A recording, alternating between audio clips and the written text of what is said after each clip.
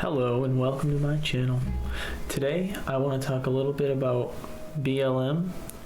I want to talk about the Chauvin trial, and I want to talk about how certain celebrities are taking it upon themselves to virtue signal, and I want to talk about the state of policing. I'm going to try to do that as quick as I can all together. And how they're all related. Alright, so if you haven't watched me before, I just talk about random things that I see in the day that I think are of note.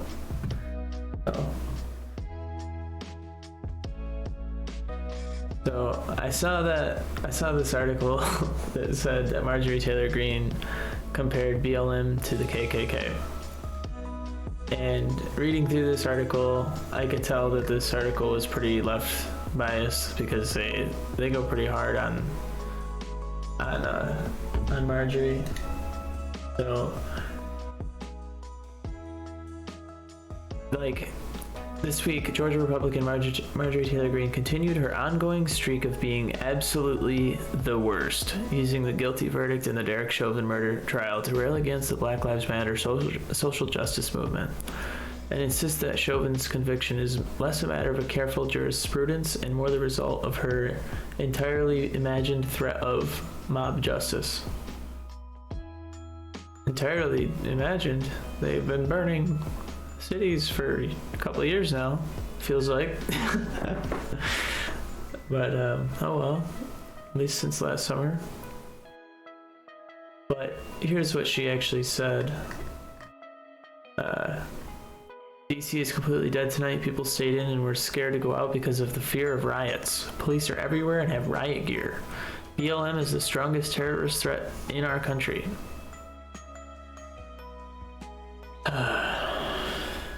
This lady, she says a lot of crazy stuff. Like, I'm pretty sure, I don't know, I heard she said that Jewish people had a giant death laser or some crazy thing, so take what she says with a grain of salt, but I think she's onto something with this.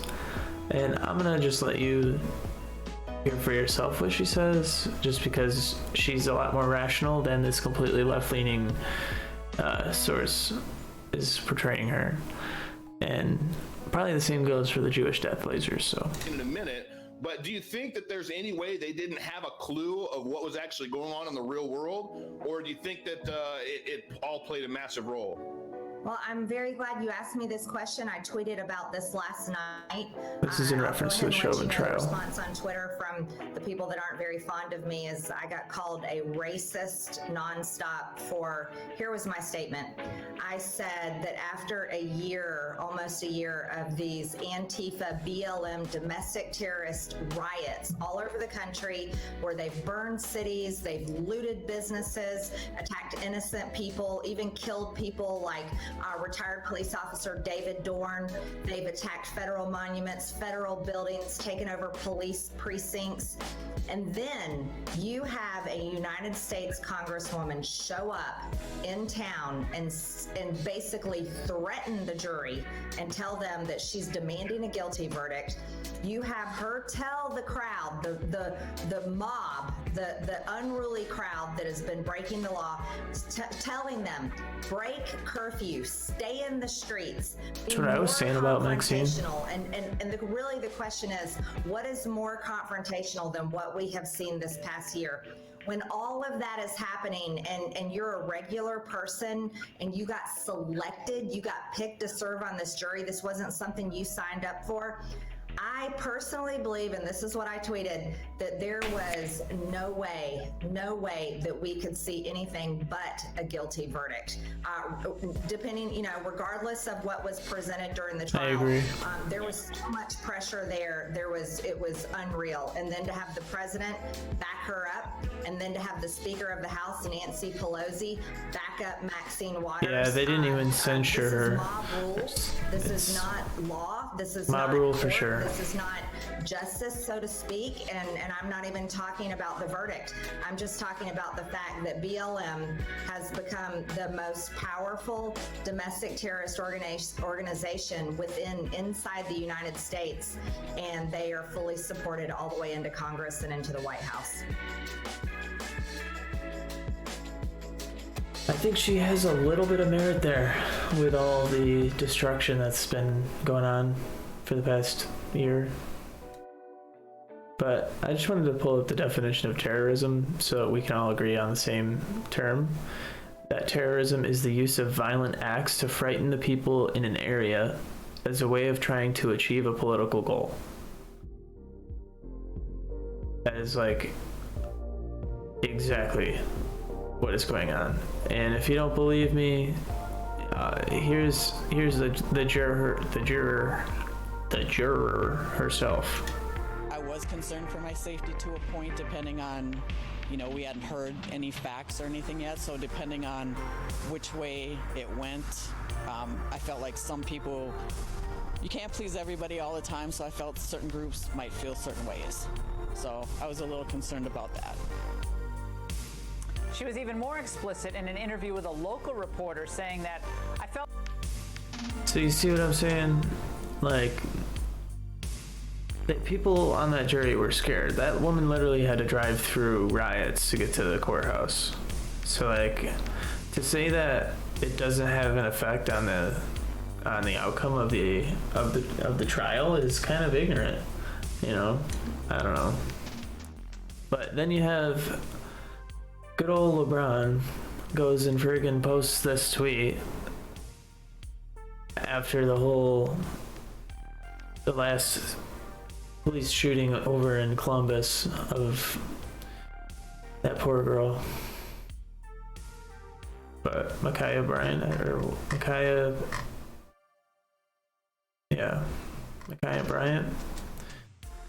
Very sad. But I mean, you can't be posting that, man. That is just straight up not okay. You see how many followers he has? 50 million people are following LeBron James. You gotta do better than that, LeBron. And then this was his apology, or half-assed apology. I wouldn't say it was an apology at all, actually. I am so damn tired of seeing black people killed by police. We all are. It sucks. It's nobody likes to see anybody killed by police. I took the tweet down because it's being used to create more hate. Right, that's why you put it up. This isn't about one officer. It's about the entire system, and they always use our words to create more racism. I am so desperate for more accountability. I think LeBron needs to look inside himself and realize that black people can be racist against white people too. And I think he might be. These white police officers. Anger does any of us good, and that includes myself. Gathering all the facts and educating does, though. My anger still is here for what happened to that little girl. My sympathy for her family, and may justice prevail. He never acknowledges the fact that the woman, the girl, the child, was actively stabbing somebody. Like, mid-stab. I don't know, man. And then you wonder why you get this. This is from last year, June 16th, 2020. So, before any of this. Police officers across the U.S. have quit their jobs in recent days. Here's where and why, and where there have been resignations. Minneapolis, at least 7 since protests. Atlanta, 8 officers at the time. South Florida, 10. Buffalo, New York, 60.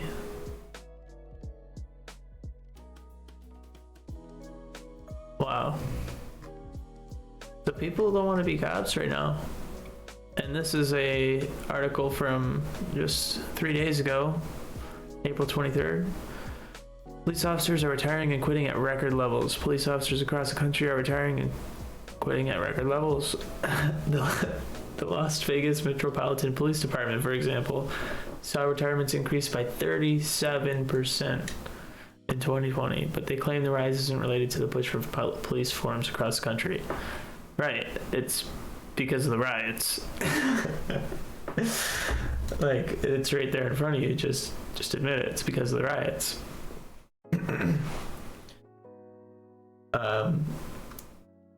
New York City's police department saw an 87% increase in retirements from 2019 to 2020. Union officials in the largest police force in the nation say the exodus is being fueled by pressure by racial advocates to defund police or impose major reforms. Racial advocates being this guy. But, so Portland, Oregon has seen months of unrelenting riots. Police officers, some high-ranking, are leaving in droves because they say they are overworked, overwhelmed, and burned out. These and some very cutting comments were part of the 31 written exit interviews of the 117 officers who left. Damn. 20% of Minneapolis police officers retired after George Floyd died. So it's very real. People are leaving. And I mean, I don't blame them. Like, why would you want to be a police officer if you just get arrested for doing what you think is right? I mean, a lot of these cases they're all tragic. And anytime somebody dies, it's tragic. But it's like, police are not out there trying to kill people. I'm sure there are some really awful people who have somehow become police officers and they are murderers. But the majority of police officers are not out to get you. They are out to protect you. The ones that are left are probably only in it for the dollar because they can take being completely berated by everyone. But that brings us to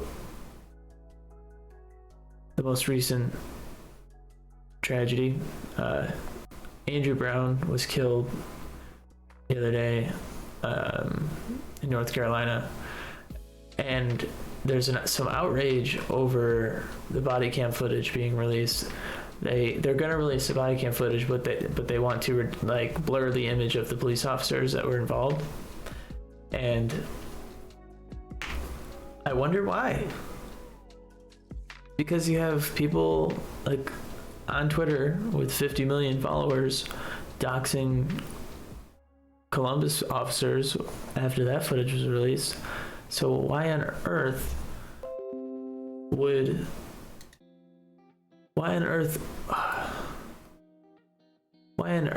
they release that body cam without censoring it first to protect that guy?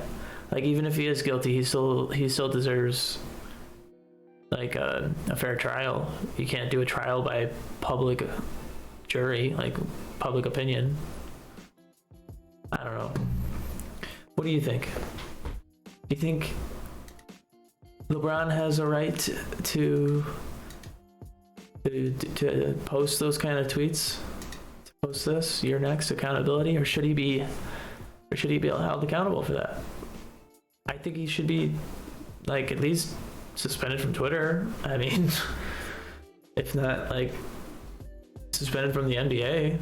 Like, isn't that what the left does? You do something like that, you get canceled, you lose part of your job, or you lose your job. You know? I don't know. All I know is that I would not be signing up to be a police officer right now, and any of you that are, you are absolutely either crazy or you really care about your community and you really want to make a difference, and kudos to you. There are better ways at this point. I think they should just let all these places that don't want police, let them take the police away. If you take the police away, just let everybody have unrestricted gun laws. Problem will sort itself out, you know? An armed society is a polite society. If everybody was armed, I feel like the crime rate would drop significantly, or it would go up shortly and then drop very quickly, because all of the people who commit crimes get shot. But I don't know. Share my videos, like if you like them, but most importantly, please comment down below. Start a dialogue. Do you think all this is relevant? You like what I'm doing? Do you want, I don't know, you want me to talk about something? Show it in the comments. Thanks for tuning in, and I appreciate it. Catch you later.